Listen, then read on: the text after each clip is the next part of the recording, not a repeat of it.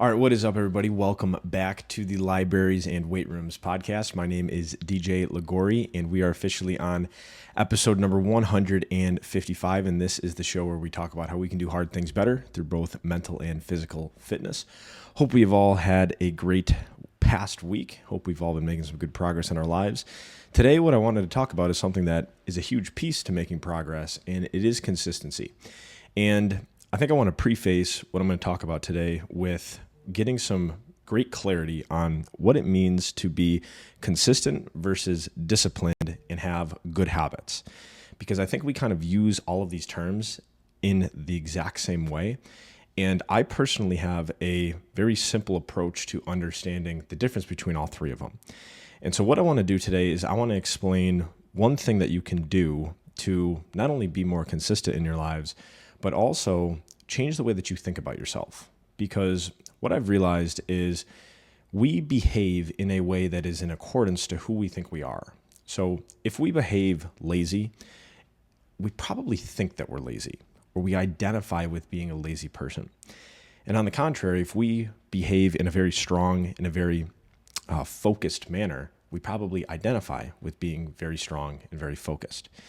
And so what I want to do today is I want to walk you through how we can actually just jump into a behavior of consistency to ultimately change the way that we think about ourselves and actually respect ourselves a little bit more when it comes to some of the limiting beliefs we have around I'm not enough.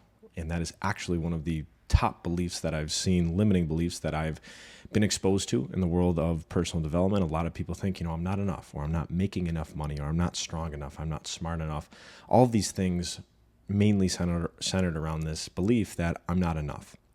So before we jump into all that, I want to first give some really clear definitions to what disciplined consistency and building a habit means.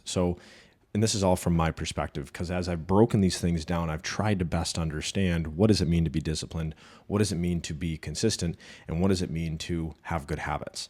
And so discipline is merely just the thing that you're doing. All right, so this might be reading, this might be exercise, this might be sending a morning gratitude text to somebody who you're grateful for. All right, so discipline is just the thing that you want to do. And I encourage people to have this discipline be something that is of positive nature to their body, their mind, or their spirit, right? I don't really want to hear somebody say oh yeah, my discipline is watching Netflix, right? Or that's the thing. My discipline is eating Cheetos. My discipline is doom scrolling, right? Discipline is about the difficult decisions or the things that we might not necessarily want to do, but it's ultimately that thing, all right, that actual activity. Now, consistency is just the actual repetition of anything. All right, so you can be consistent with watching Netflix, you can be consistent with eating Cheetos, and you can be consistent with doom scrolling. You can do all of that repeated over a long period of time. Now, this is where it kind of gets into the actual habit that we're trying to build.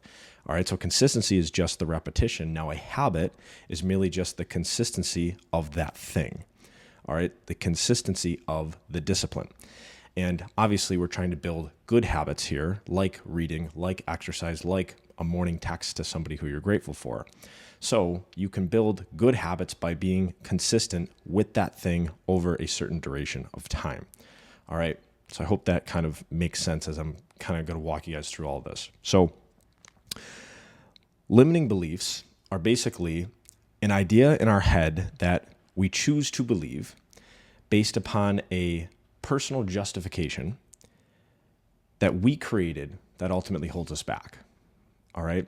So I've shared multiple times in different degrees, and I remember episode number 150, little kind of tribute episode to why we call this podcast the Libraries and Weight Rooms podcast. I talked to everybody about my two limiting beliefs of I'm not smart and I'm not strong, right? And why these were created because of the two things that happened in my life. And ultimately, some might think they happened to me, but I believe that they happened for me, right? They really set me out on this path to prove to myself that I was strong and I was smart. All right, so those are my two limiting beliefs, and they were created, and I justified them because of those two moments that happened in my life. And ultimately, they held me back to some degree about what I thought about myself. All right, and I had to kind of disprove that. All right. So that is what a limiting belief is. It's just this idea that we hold in our head that ultimately holds us back. All right. And we're choosing to really let it hold us back. And when I had initially gotten into this whole world of personal development and the way that we think and the way that we behaved, there were a lot of common limiting beliefs. All right. Things such as like, I don't deserve to be wealthy, or I don't deserve to be successful. If I can't do it perfect, then I'm not going to do it at all. The fear of what other people will think of me if I fail or if I don't get the result that I want. And the number one limiting belief that I've heard beyond, the most was I'm not enough. Right? I'm not making enough money. I'm not creating enough. I'm not being enough for my family. I'm not being enough for my friends or for my business partners or for the business, right? And then it comes to the next question of, right, well, what is enough, right? But nonetheless, that number one limiting belief of I'm not enough, I think what it does is it starts to be in conflict with this belief of like, do we respect ourselves? Right? If I don't think I'm enough, do I actually respect the person that I am and the way that I view myself? Right? We might have some conflict there, which might not really feel that good, and it might be ultimately hurting the results that we get in our life because we're going to behave, right, in accordance to who we think we are. And if we don't respect ourselves and if we don't think we're enough, our behavior probably isn't going to be that great, and our outcomes probably aren't going to be that great. So here's something to think about, all right? So our limiting beliefs ultimately connect to our self-image, which is who we think that we are. And we behave in a way that reflects who we think we are, right? Which we've already covered. So if we want to change the way that we think about ourselves, and if we really want to change the way that we respect ourselves, we have to ultimately change the way that we, one, either identify, or two, the way that we behave. And so here's a way that I think has helped me the most when it comes to being consistent. And it's this idea of removing trying to remember to be consistent and merely just seeing the thing that you want to be consistent with. Now, there's multiple different ways that you can do this. You can change your environment. You can change the people around you. A great way to actually get better at your habits is reading the book Atomic Habits. I'm about 3/4 of the way through it. It's absolutely phenomenal. I'm power reading this book because I can't put it down. But basically, a big takeaway that I'm getting from that book is your environment has such a control over your behavior. And if you can change your environment, meaning putting things in your physical environment, right? Setting up reminders and actually having your environment reinforce the behavior that you want to create or the habit that you want to build, it actually becomes a little bit easier. So one of the huge things that's helped me a ton is removing this idea of trying to have high willpower, have high self-discipline, and just seeing something each day that actually just reinforces the behaviors that I want to do. And so what I did was I bought a calendar and I bought an agenda.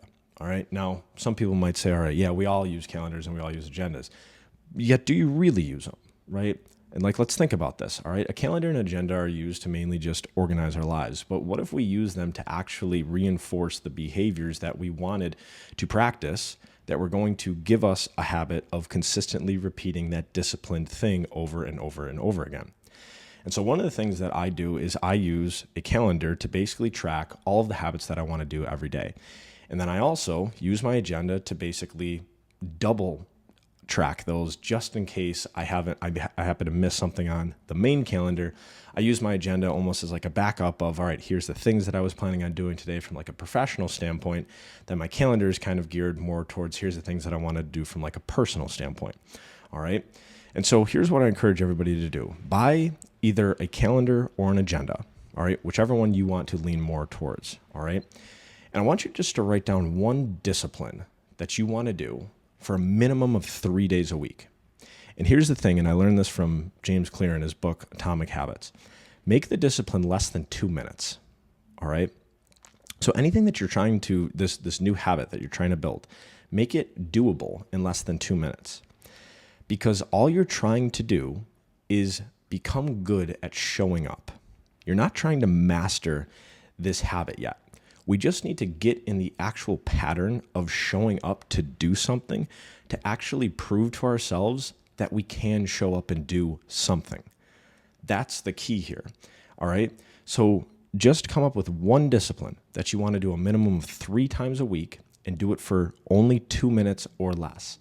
All right, so like Clear says in his book, like if you want to do reading, right, literally just read for 2 minutes. And this is actually what I'm about to be testing in one of our programs that we're developing, where we're actually going to help people become more consistent with how they eat, how they move, and how they sleep. So that is currently in the works. But back to this 2-minute thing, right? If you're going to read, just read for 2 minutes. If you're going to exercise, literally just take your shoes out and do like 30 air squats, right? Or maybe 20 air squats, right? However many you can do in under 2 minutes, all right? You're just trying to get in the rhythm of actually showing up and doing the thing, that discipline that you want to do, all right? And then here's what you do. You take your agenda or you take your calendar and you track it, all right? You future pace it. And what I recommend people do is you do this on Sunday and you literally look at your week, all right? And you plan out your week to the best of your abilities. When will I have time to do this 2-minute discipline? You then look at your week and you say, all right, I think I'm going to have a time early in the morning, or I think I might have some time right at lunch, or I think I might have some time after work, right? Whatever fits into your schedule. And obviously, I don't know your schedule. We would have to actually work with you, because this is one of the things that we're doing now. We're actually working with people to understand their schedules to then help them be more consistent with the disciplines that they want to be consistent with, all right? So you look at your schedule, you say, here's where I can fit that 2-minute thing in for the consistent repetition of 3 times a week. You write it down on your calendar. Now, here's where it becomes a little personal, all right? When you put that thing on your calendar, this is where the internal contract comes in. And this is also where nobody else cares about what you just put on your calendar. It's you who have to actually care about what you just put on your calendar, all right? That calendar has to become a little sentimental. That agenda has to kind of stay with you. I know where my agenda and my calendar are at all times. All right, because I'm not smart enough to know what's going on in my life or what I want to behave, how I want to behave if I don't look at these things. All right, it's way too difficult to track it. That's why I always say remove your brain. All right, do this in a way that actually creates an environment that is conducive to the behavior that you want to instill, and let these things bump you into your success. That's why I call them bumpers sometimes as well. All right.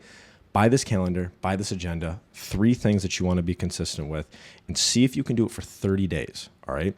So this is only 12 things that you are ultimately tracking over these weeks, all right? Because you're 4 weeks, 3 things a week for a total of 12, all right? Because then at the end of those days, or at the end of those 30 days, you're going to look back and you're going to see, how much did I do what I said I was going to do? And this is where the self-respect thing starts to come into play. Because if you see that you were successful at doing all 12 things, all right, let's assume that you could read for 2 minutes a day, three days a week, all right? I would like to think that we can do that, all right?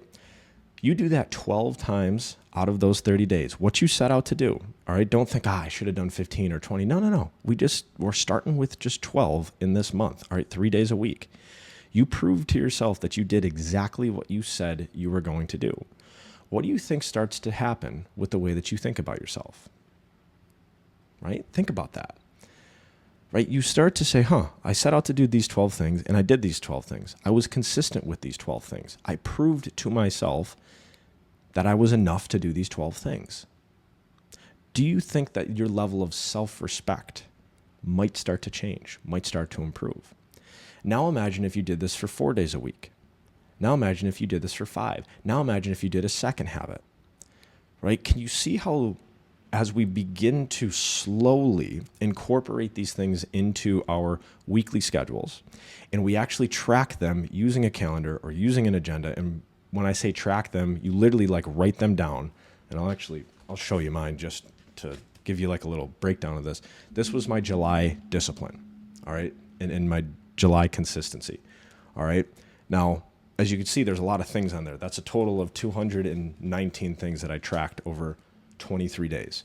All right. And these are all behaviors that I just want to do each month. This is how I eat, how I move, how I sleep, and how I do all my mental fitness work, and how I track all of my gains that I have each day and the ones that I want to do the next. All right. I track all of it because I'm not smart enough to not track it. All right. And that's what's helped me get to these places where I have a high level of self-respect for myself. I feel like I am enough, and I feel like I'm moving in a direction that I'm proud to be moving in, right? And it's because I've created enough evidence to where I can look back and say, well, look at what my month looked like. Look at all the things that I proved to myself I said I was going to do, and I actually did do them.